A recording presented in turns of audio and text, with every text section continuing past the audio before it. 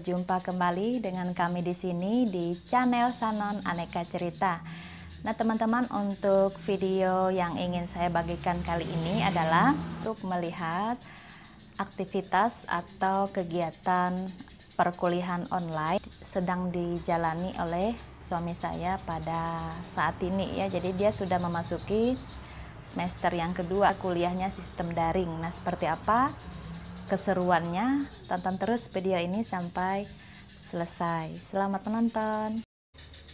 Oke, sekarang kita mau intip dulu teman-teman seperti apa aktivitas perkuliahan online yang sedang dijalani oleh suami saya saat ini. Kita intip dulu ya.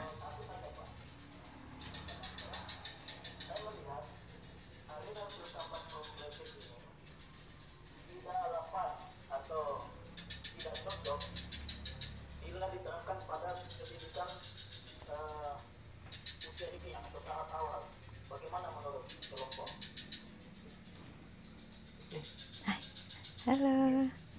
Semangat. Semangat ya. Bagaimana kesannya Pi mengikuti pelajaran online? Rasanya perkuliahan online ini seperti apa kesannya? Ya asik, tapi juga ya sedikit lelah karena saya harus di depan laptop dari hari Senin sampai hari Sabtu, itu dari jam 9 sampai jam 5 sore ya. Jadi ya agak lelah lah sedikit. Oh gitu ya. Tapi harus dinikmati ya Pi. Ya, semangat. Tetap sukacita. Ya. Oke, semoga sukses ya Pi. Ya. Semangat. Ya. Tuh.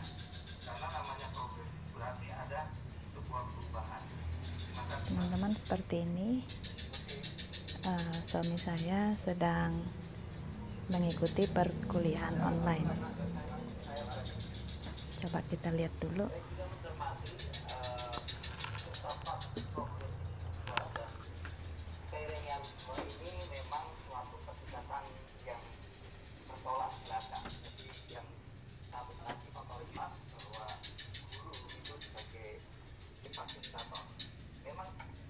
Kedua metode ini memiliki plus minus, tapi bagaimana saya ingin kelompok ini memberi pandangan, memberikan solusi bahwa memang pandangan progresifisme ini jika mengedepankan siswa yang aktif, gurunya nanti hanya fasilitator. Banyak itu mungkin dari saya tadi Ibu Elizabeth katakan sukses.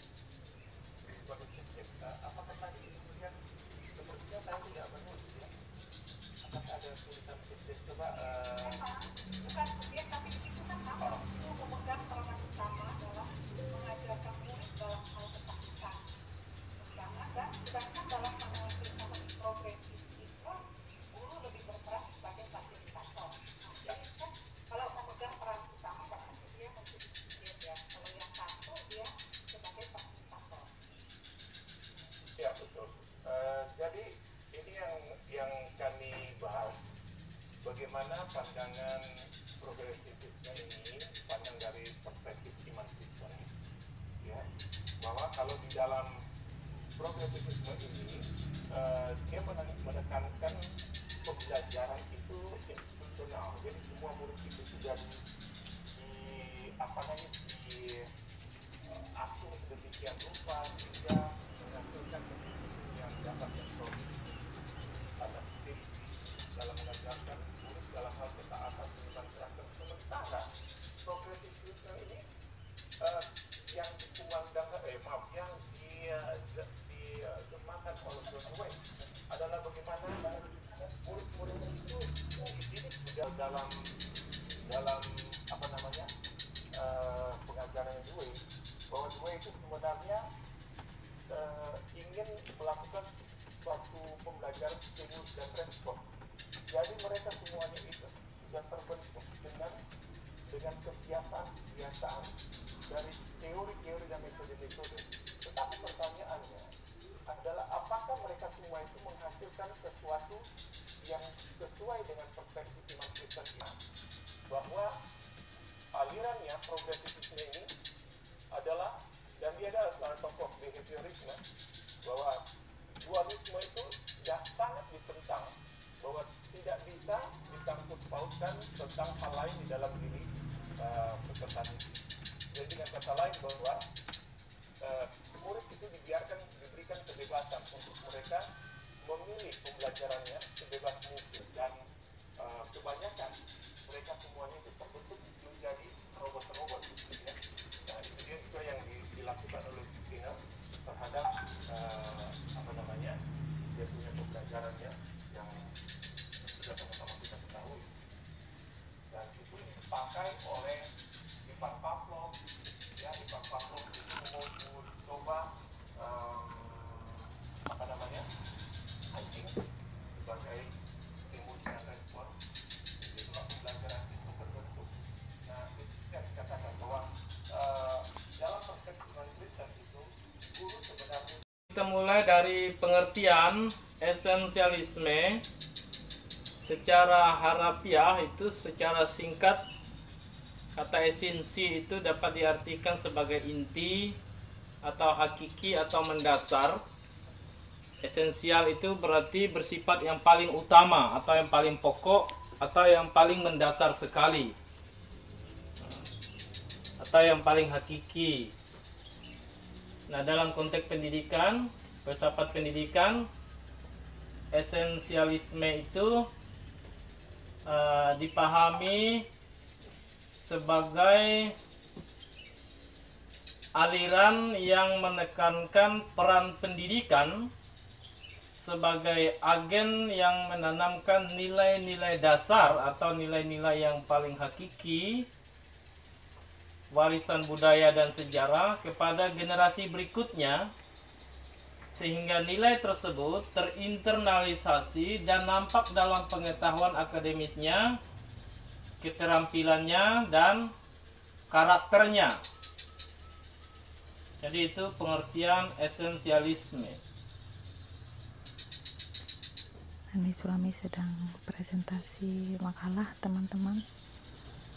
Nah, itu presentasi makalah kelompok mereka. Ya, Pak Amir ya?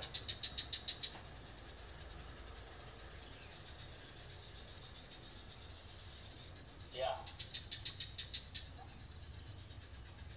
Silakan Pak Amir. Kelihatan ya di situ ya? Bisa Pak. Iya, Jadi ya. di sini kita melihat tujuan daripada esensialisme itu ada 3 hal di sini: pengetahuan akademis, keterampilan, dan karakter, etika, moral, dan kedisiplinan. Yaitu menghasilkan generasi siswa yang memiliki. Nah, jadi ini perkuliahan secara online yang dilakukan oleh suami saya. Jadi mereka ini selama belajar, selama perkuliahan online, mereka kuliahnya seperti ini, teman-teman, ya, selama musim pandemi. Yang sebenarnya untuk perkuliahan tatap muka itu dia sebenarnya kuliahnya di Makassar. Hanya saja dalam keadaan yang masih pandemi seperti ini, jadi mereka kuliahnya secara online. Nah, ini ya, teman-teman bisa lihat sendiri bagaimana kesibukan atau aktivitas keseharian yang dilakukan oleh suami saya, di mana mereka setiap hari melaksanakan perkuliahan online. Kita lihat di sini prinsip moral manusia atas tindakannya, yang kemudian berpusat pada guru. Jadi guru sebagai yang memberi nilai, siswa menerima nilai. Jadi ini teacher center, ya, teacher center. Guru selanjutnya. Jadi maaf ya teman-teman, saya bicaranya tidak terlalu bisa nyaring karena nanti takut kedengaran tuh nanti.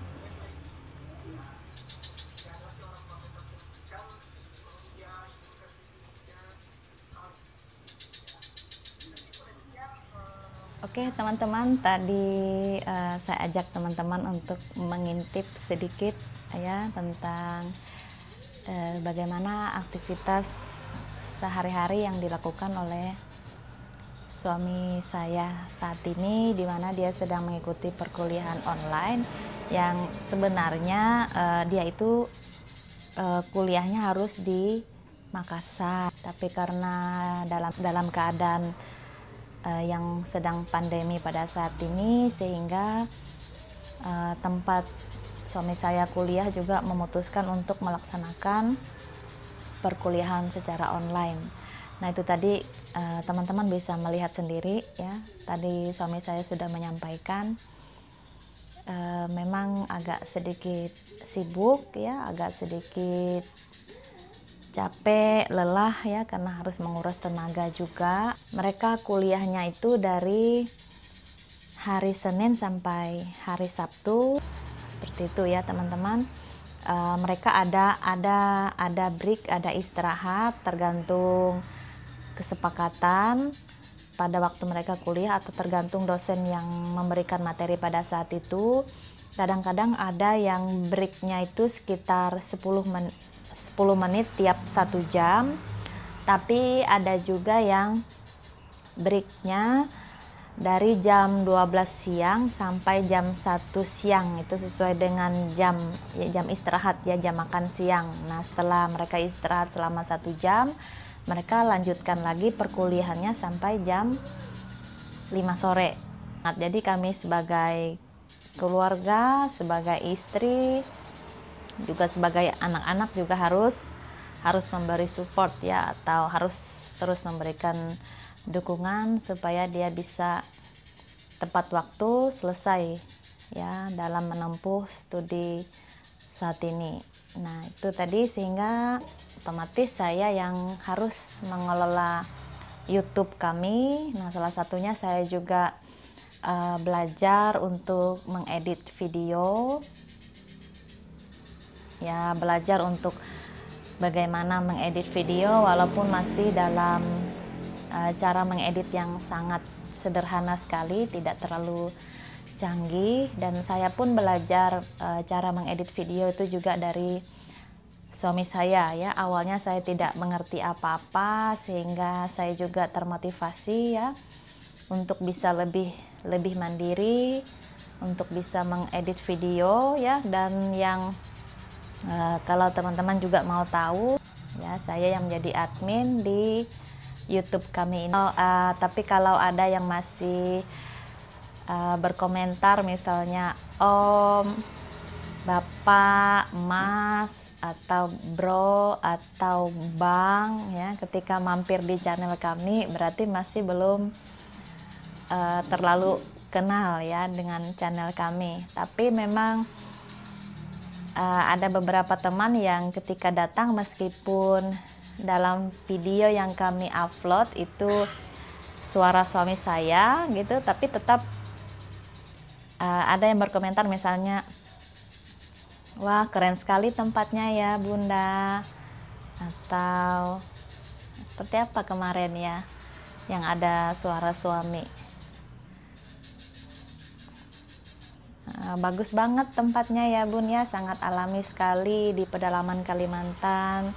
Terima kasih ya Bun sudah memperkenalkan bagaimana keadaan di pedalaman seperti itu. Walaupun yang terdengar adalah suami saya. Nah, berarti itu temannya betul-betul tahu bahwa yang menjadi admin atau yang mengelola YouTube saat ini adalah saya. Tapi saya tidak mempermasalahkan itu ya. Yang penting kita tetap bisa menjaga silaturahmi, saling bisa mendukung satu dengan yang lain, saling memberi support. Terima kasih juga atas perhatian dari teman-teman yang terus setia mendukung kami, memberikan komentar, memberikan like, bagi yang baru bergabung memberikan klik subscribe ya, terima kasih ya. Tanpa perhatian dari teman-teman apalah artinya kami ya, karena kami bukan apa-apa, kami bukan siapa-siapa, kami perlu sekali bantuan atau support dari teman-teman semua ya. Itu saja yang bisa saya sampaikan hari ini teman-teman, kurang dan lebihnya mohon maaf. Terima kasih atas perhatiannya, sampai jumpa di next video. Dadah.